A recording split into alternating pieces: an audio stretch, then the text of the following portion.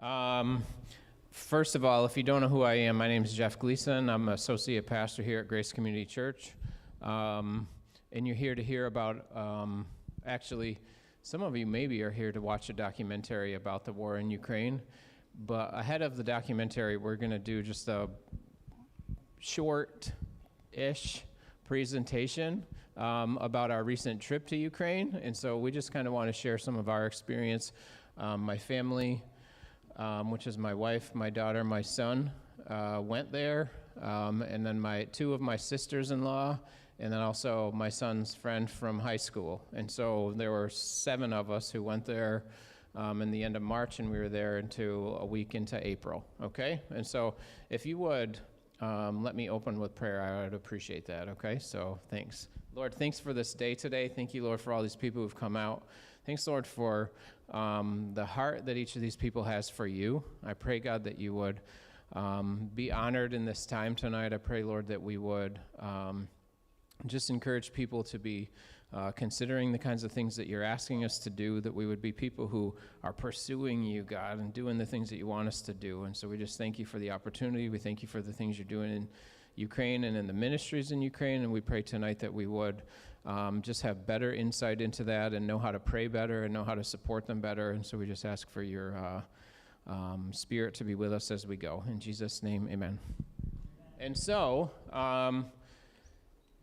first of all, if you don't know, I think it's important that we start out just by showing you where Ukraine is, okay? Because what we find sometimes is we're Americans, and Americans didn't always pay attention in geography, or maybe we didn't even learn it. I'm not for sure, okay? So I can't tell you that I remember learning about the geography of Ukraine, okay? And so or the geography of Eastern Europe, I'm sure I did, but I was in 9th grade and I didn't hear anything that people said, okay? And so here, this map, this is Europe. You notice France over here, Germany over here, and then here's Ukraine. This is the capital of Ukraine. This is the part of Ukraine that we go to. Here you can see, maybe you can see Belarus, and then out here, this is all Russia, okay? And so we just kind of like to show where are we talking about for people who maybe aren't super familiar. The next thing that I like to just include is this zeroed in map. Sorry, Elliot, it didn't click. Oh, there we go. Okay. So now I zoomed in a little bit on the exact same map, and what you see here is the city that we're going to, and these borders are a little bit hard to figure out, but if you notice, like, this says Slovakia right here, and this says Budapest, which you know is capital of Hungary, which it says right there. And what I want to point out to you is this border that goes right along down here. This is the Ukrainian border, the western Ukrainian border, and we're going right there. And so when people look at us and go, what, you're going to Ukraine? Aren't they in a war? Yeah, but where we're going, we're very removed from that physically, okay? And I also think it's worth pointing out that this darker green part of the map right here, this is a mountain range that is like almost divides the area we're going to from the eastern part. And so as far as our personal safety, I'm just kind of pointing out that we have, in 2 times that we've been there, have never felt really any particular physical danger, okay? And then back to where we started with the bigger map, if you just see that again, that mountain range is right there, okay? And so now, I don't mean to go on too long. Sometimes people say, well, wait, is Ukraine even, I had a guy literally just today talking with a neighbor who said, isn't it the size of Pennsylvania? And the answer is no, it absolutely is not the size of Pennsylvania. And so we found this map that is perfect because it gives us Ukraine compared to the U.S. And so what you're seeing here is the red is the map of Ukraine overlaid a U.S. map, if you can't tell from the back, okay? But just so that you can see, like, the width of it is like from New York to Chicago, roughly, okay? And so it's a big country is what we're trying to point out there, okay? And so now we're going to get into some of the things that go on in Ukraine, and I want to invite up my wife, Sarah. And if you don't know also, I should point out, too, that my in-laws, Jim and Lori Sliz, live in Ukraine, and they have lived there really full-time for the past 13 years. And part of our going there is that we finally, I guess, listened to God and went to see them. And so the first time we went was like a opportunity to get to know their world some. And the second time, what you'll hear throughout this is that we really began to feel much more comfortable in that environment, okay? And so this is Sarah. You can use that one. We're going to do this back and forth together.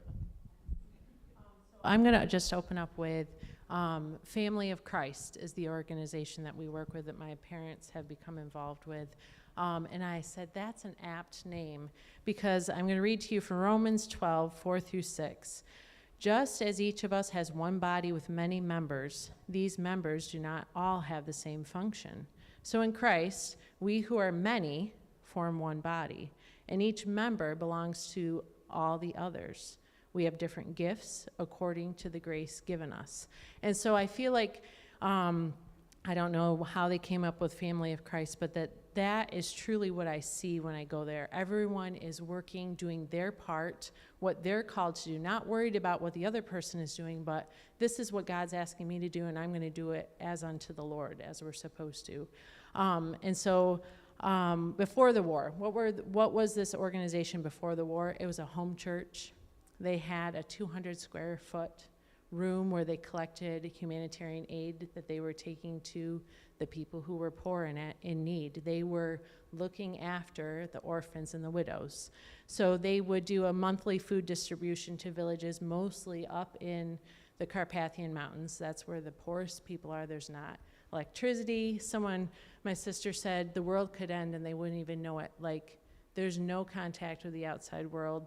The roads are horrible to get up there. Four-wheel drive is necessary in the winter. So they did that before the war. They went to orphanages. There's about 4 main orphanages that they went to. There's one that's like babies to year 5. There's one that's 5 to 16, and these are co-ed orphanages. Then there's one that we went to this time that's all girls, and it's those who are handicapped, who can't be in the workforce, who have no one to watch over them, and they have some severe delays, but they occupy their time and they do things. There's also an orphanage that is for severely handicapped people. So the war starts February 24th, 2022. So what happens after the war? Well, God used what they were already doing and he multiplied it tenfold. They went from a 200 square foot storage room to a 7,000 square foot warehouse that countries like Germany, Poland, Switzerland were huge, US, huge in sending humanitarian aid. And it was just tractor trailer after tractor trailer would back up, unload pallets, and take off. And they took these goods and sent them east. And so that's still going on today. Then you add into that hospital visits, because of all of a sudden now there's all these soldiers who come back wounded. Their system, they just send you to a hospital. Oh, you need to have this done. They send you to another hospital, and you can be thousands of miles from any family member, and you're just sitting there in a hospital room. And their hospitals are, you can be advancing those. Orphanages, there we go. This is in the orphanages. I'm trying to go through them quickly. Sorry, I didn't realize I was supposed to be clicking. I thought you were on your intro. Yeah, no, I'm trying to So this is the orphanage. Like, honestly, through. folks, we went to this orphanage this past time, and I had this picture on my phone. This lady probably is, 65 years old, and she's in this girls' home. It's lots of folks with special needs, and they're doing, like, craft type activities, like here, I won't point out everything, but these origami things, which were absolutely amazing, okay? But they were doing some really great things. It was really cool to visit this place. Sorry, do you want to say more about that? So then the church goes and visits people in the hospital. This is our visit last year. We visited with these soldiers. This lady right here is an interpreter. Here, we're in the church service, and she's listening intently to what I'm saying so she can repeat it back to the people, but she takes us to the hospital She takes us. She lets us join her. They go to the hospital every week to visit with injured soldiers. Sorry, Sarah, go ahead. That's okay. And this is the warehouse she mentioned. Yep. And this is work going on at the warehouse. Rebecca is watering Jim's blueberries, which we're going to talk more about the blueberries in just a few minutes. Titus, Eli, and I are moving pallets. Because here's what I was thinking. Is this what you were going to say? We go there and say, Rudolph says, hey, will you guys go sort those pallets? They have so much stuff coming in and going out all the time that it becomes a mess. And so we're here to help. And so what do? Just help. Okay, so we're just doing regular stuff. And he put us out there doing the guy's work is what he called that. And here's the girls inside packing bags. Go ahead. And so this is where Eli wanted to talk, I think, about the villages and the humanitarian aid. The importance of this, I would say, is because unlike here, there's no help from the government, and if there is, it's very little. Like, people who retired, they only get $30 a month for everything, and so it's important to give stuff to these people in these villages because they don't get anything from the government, and so Family of Christ tries to hand out what the government would hand out here. Thank you. Great. There's more work at the warehouse. And so that was a van. They also have, you can go back. I'll go to back, that. sorry, hang on. They have vans come in also, and so they unload the vans and put that on pallets. You can see all the goods stacked up there. A lot of food, medical supplies come in, some clothing, but a lot of food is in the warehouse.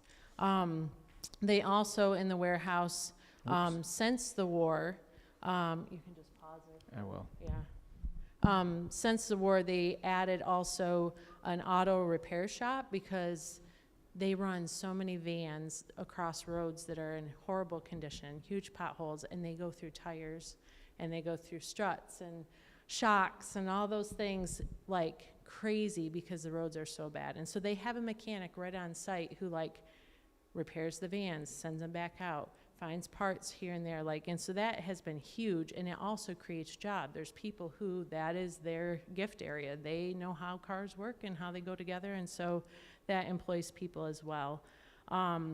Since the war, they've also invested in training they're just starting out in working with different organizations with PTSD because they have a lot of soldiers who come home and don't know how to function in their home anymore because they've seen too much, they've experienced too much, and they don't know how to be normal again.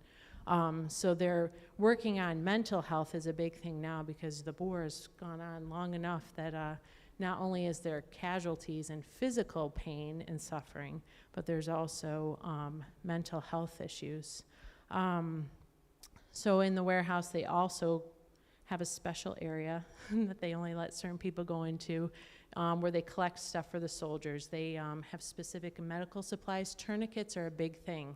A tourniquet, which is such a simple, elementary thing, but if you don't have a tourniquet and you're bleeding out, you watch your friend bleed out. There's nothing, you can try what you want, but they said tourniquets are key for saving lives over there. So tourniquets are very inexpensive over there, so money is great because they can buy them, pack them in these kits. They make these specific medical kits that they send to the east as well. Bulletproof vests, there's certain agencies in the US that after so long, they're outdated. Well, they send them to Ukraine and the soldiers are putting on bulletproof vests that police officers have used here. So they're really a collection site to send things out where needed. So Yarok, did you want to talk now, Titus? Did you want to?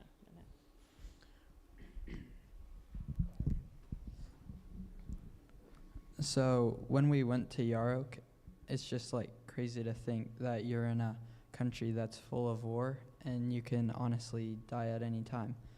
But you just have to put all your faith into God and just trust him.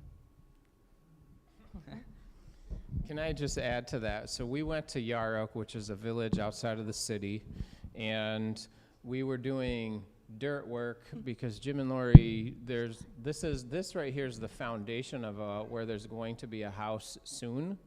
And we're standing on these piers, and there's going to be a panelized house placed there within the next couple months, okay? That Jim and Lori are going to live in, is they're going to basically take this property that's going to get turned into really, I would say, a blueberry plantation, and there's vision for eventually having a orphanage there, okay? But we were there basically doing yard work for Jim, okay?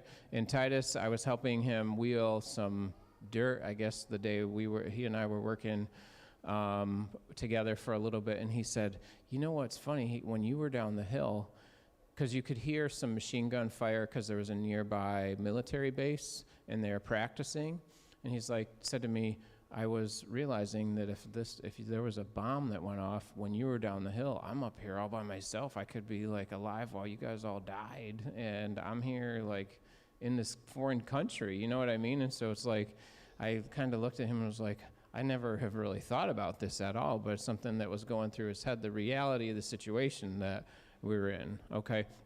Again, I didn't ever feel physical danger, but there is this machine gun fire once in a while in the background that presents this reality. Go ahead, Sarah. So Yar Oak has kind of been the vision. That's the little town name, and it has actually been in Rudy's family. And so their plan is to, I forget how many hectares of blueberries they're going to have there, but over 1,000 plants. And so my dad, I'm not sure the number. Is it 4,000? It's quite a few. Jim, if you don't know Jim, he's like well, it doesn't matter, but he has 4,000, I'm sure that's the number, blueberry bushes growing in pots at the warehouse, like in the side yard. And they're going to get planted here, but they've been waiting and waiting and waiting for years, and COVID and the war and red tape and the property just being caught up in this purchase.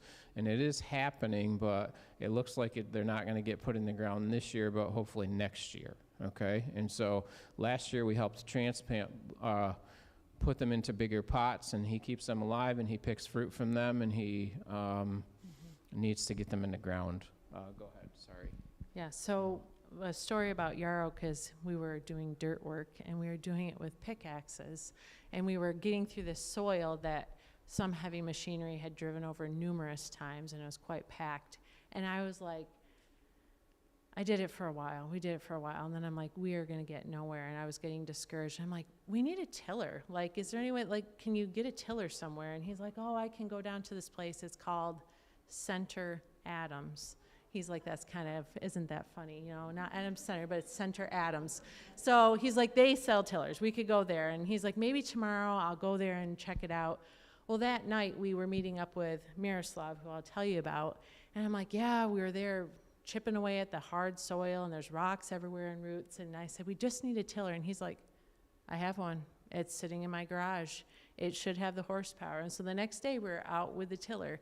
We have not because we asked not. Like we just said, here's our need. So, but that is something that is a need, is they're going to need, you know, a compact tractor with some attachments to accomplish all the blueberry work that's needed to be done out there. So that's something he's saving up his pennies for, or Reuben, as it were. So then I was like, why are we going back? Like the first time, okay, God called us to go. That's good. I did the flight. I survived the flight across the big pond, as my mom puts it. And I'm like, why are we going back, God? Why do you want us to go back? There must be a reason that you want us to go back. And then as it got closer, I'm like, it's the people. It's the relationships. It's not the things we're doing. We do plenty of things. You can always do physical labor, and you can always serve over there, but it's the people that they just need, sorry, I haven't seen their faces, encouragement. The body needs to be edified, built up, encouraged. They need to know that they're not forgotten, that we didn't just go back to America and say, you know, good luck, nice knowing you.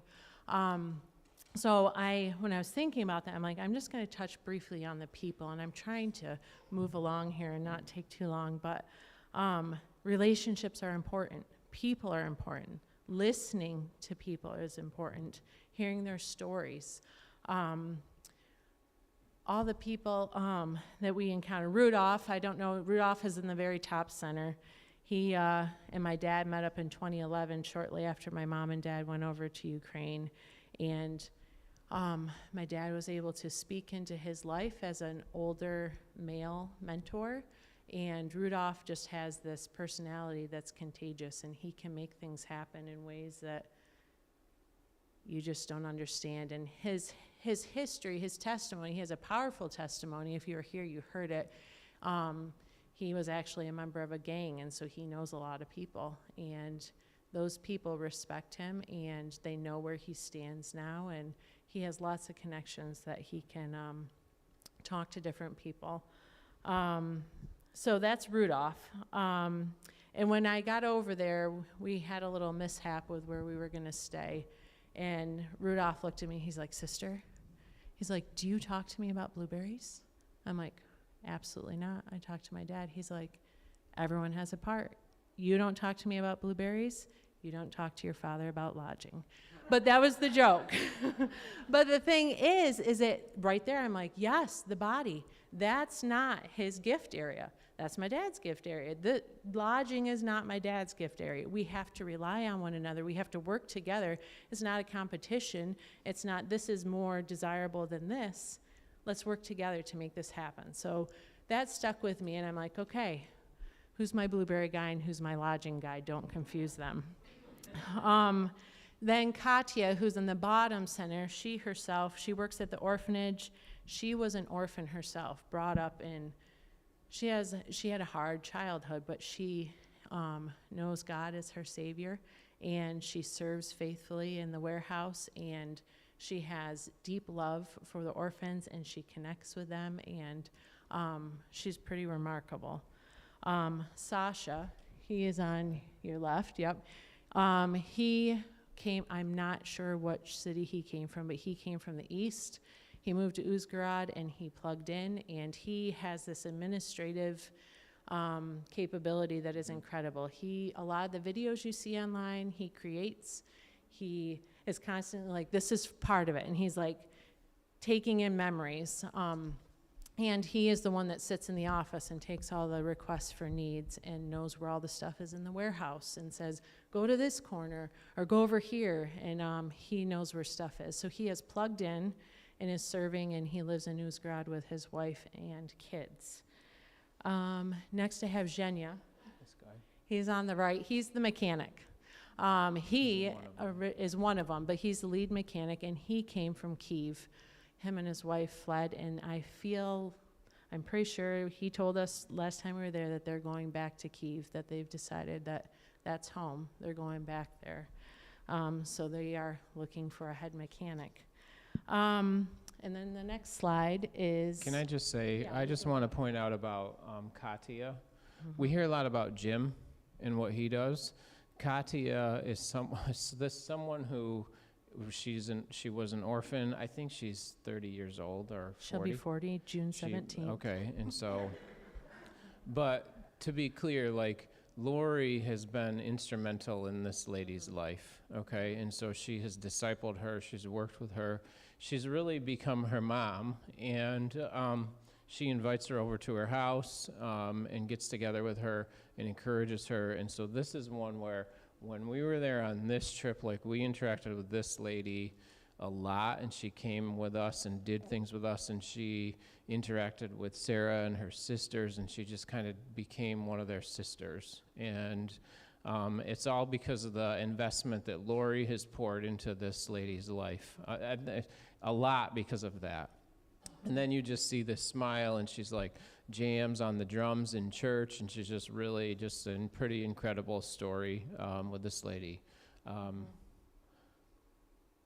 And just to know, if you could pray for Katya, she would really like to come to the United States, but there's some red tape holding her up. And so if you could pray, because God's bigger than that, would you pray that logistically she could come here? Because how cool, my vision, her here for Thanksgiving and Christmas, just one of the slizzes, like that would be amazing for her. So people, Ira on the left, Jeff already said she is a translator extraordinary.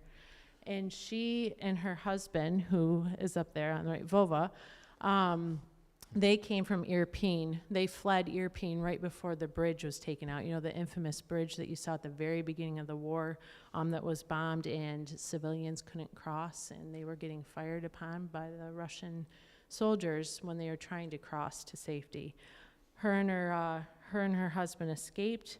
And two children. And two children. And I'm like, how did you learn all this English? She is incredible. Like, she flips back and forth so quick between English and Ukrainian. Like, and if you say something to her in Ukrainian in your feeble little words, she will flip it to English. Like, she just, like, it's amazing. But where did she start? She's like, I just started teaching myself. I just started watching films in English.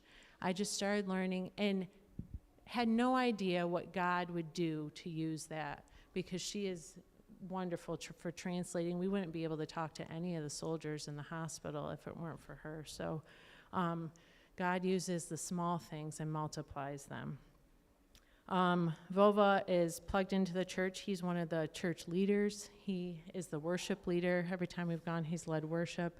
And he also is, just a side note, like, involved in the company that is currently producing paneled houses. And he is building my parents' house, so that's pretty exciting. On the top right is Miroslav. And Jeff's going to talk more about Miroslav, but he's just someone who's come alongside my dad and just been a good friend. So when we first met him last year, he's like, God told me to get a van. So he's like, I don't have the money for a van, but he purchased a van. He took the seats out, and he started taking stuff east. Because Family of Christ isn't the only group taking stuff east, and so he started taking stuff east on his own. And then he somehow is involved with a tuba choir that he brings throughout Ukraine just to boost morale. Nothing more than just to boost morale, and pretty talented group of musicians that he takes around. And then when we were with him most recently, he's the one with the tiller, he was telling us that he is very good with the English language as well, and he is involved now. God has called him to be part of a crisis response team. And so people will come from the States or from Germany and talk to police officers, first responders, anyone who encounters on the front line, and they teach crisis response training and basically saying you have to think, you can't your emotions go crazy. And he was talking about how he has to yell at people in English, and be translating the English to the Ukrainian and be realistic about that. So that's what God has used him for in the past year, to translate. And then last but not least, the bottom right, that's Volodya and Oksana. Volodya will always have a special place because he was the first guy that my mom and dad went to, and he made it so we could see them. I'm doing much better now, but in 2011, when my parents said that they were going to move to a foreign country and stay there 9 months out of the year, I wasn't doing so well. And Volodya's the one that worked it out. He runs an English speaking school, and so he hooked us up, and he would, hi guys, and sat here, my parents who weren't real tech savvy at that point, and would connect us so that we had a connection, and he would talk to us and just pour into us and treat us like family. And I knew that my parents had someone watching out for him, and that's his wife Oksana as well. While this slides up, I'm just going to say about Yeah, this is, I'm at the point. Yeah. oh, so one of the things I was going to highlight is just quickly effects of the war. And so these two folks over here, or honestly, these guys also, Sarah just said, they're refugees from their home. They've moved to the east, or to the west, and they've settled in and have created kind of a life in this new place. But then these guys are from the area where we're visiting. And this Volodya was called back into the military, so he's now in the military. And last year we sat and had dinner with his wife while he was away, and she said, well, we were there in April. She's like, I think I'm going to get to see him for 2 weeks in July, and that's a reality for this lady. And then this gentleman, the war happened, his, people were panicking, people were leaving the country, and his wife and his girls left the country, and they never came back. And so now he's divorced, and he can't leave the country. Like, they said, we're out of here, but he couldn't go. And so the reality is, like, the war also affects people's marriages. I don't know anything about what the marriage was like ahead of that, but I'm just saying, like, the distance sure didn't help any issues that were going on or whatever. But so he now lives basically as a bachelor. We went into his house and had dessert with him, and like, but a guy who's like just embracing where he is, and he's like maybe discouraged, but boy, he was just working his butt off is what it seemed like to me. And when there's opportunity, he's out there serving, and he bought that van, and he told us last year, God told me buy a van, and he borrowed money to buy a van, and then it was very shortly after it was paid for, and that thing was being put to use, and he's just like kind of, I guess, he's an incredible person, but I just want to point out that the war affects families too, okay? And so I'm sure his story is not the only one that's like that, okay? And then the other impacts of the war that I just wanted to highlight, we went and visited guys in the hospital who had been injured. There was one particular person who said, my injury happened May something, I don't remember the specific date, 2024. And we're there in April 2025, and this guy's still in the hospital, okay? And he had been, in the east and moved slowly at hospital and hospital and hospital all the way across to the west, but he's still there waiting his surgery, and said, I think I'm gonna be getting surgery in another country. We're just waiting to find out where that's gonna be. And he's just sitting there, and I just was thinking how discouraging that is. And so that aspect, and then the other aspect is people who don't have such severe injuries go back to life, and Sarah mentioned, like, try to figure out how to re-engage in life after you have been involved in a war, okay? And then beyond that, like, consider if you have been injured and you have a long-term injury, and you're not getting a pension, okay? What you got from the war was an injury, and now you're in poverty. And so there's these kinds of effects, okay? And so, go ahead. And thinking about, like, we were in the West and we were definitely sheltered, but I still felt like the moms who are like, are my sons going to get called up next? Are they going to drop the age? Are they going to increase the age? Is my husband going to get called up? Like, it's getting to the point where they're going to be needing more men. So that's always like this underlying current. I know some of the men in the church who are exempt for whatever reason don't necessarily feel comfortable going to the hospital to visit, because they're like, here these people were wounded serving our country, and here I am, and what right do I have to even go talk to them? So there's like all these underlying things that people are dealing with, the suffering, the struggle. There's definitely death. We went to, not this year, but last year's cemetery, and like driving down the road, you come into a village and you see there are fresh graves everywhere, fresh graves, like flags flying. There's definitely death, pain, suffering, struggle. There are air raids. There are drones that just randomly drop grenades, like any moving vehicle in the east, especially, which we'll see in the video. I think that's why we don't speak so much to the east, because we haven't gone to the east. And families torn apart, orphans that have been displaced, the orphanages have taken on. They're like, yeah, these are 20 orphans from the east. These kids have been ripped from the home that they know and get put somewhere else for their safety, but they don't understand why they're in this weird environment all of a sudden with strange people all around them, and who are they going to trust? And so we in the West, the goal is to push goods out and help, and I many of you have probably already seen it, but Rudy's getting ready to go back to the east. Like, he physically gets in a van, has some, I don't understand the technology, some device that tracks when there's a drone near, and they fly to get away if a drone is in the area, because they drop, I guess, grenades on whatever's moving. If you're on a bicycle, you're typically okay, but any vehicle that could be moving goods. If I can just add to that, when they were here at Christmas time or Thanksgiving time, within a week of returning, he was posting things on Facebook saying they had gone to the east, and he said, please pray, I have to turn off my phone because they're using the cellular service to track where they are, and then the drones are following these vans, and he said, I'm turning off my phone, and we're flying down the road trying to get away from this thing.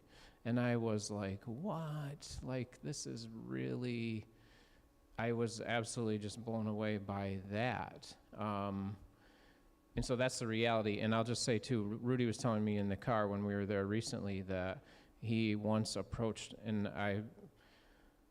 you know what, never mind. It's a war story that, I won't do that. It was nasty. Just like a situation, you know what? No, I'm not going to, I'm sorry. Because there's, Yeah.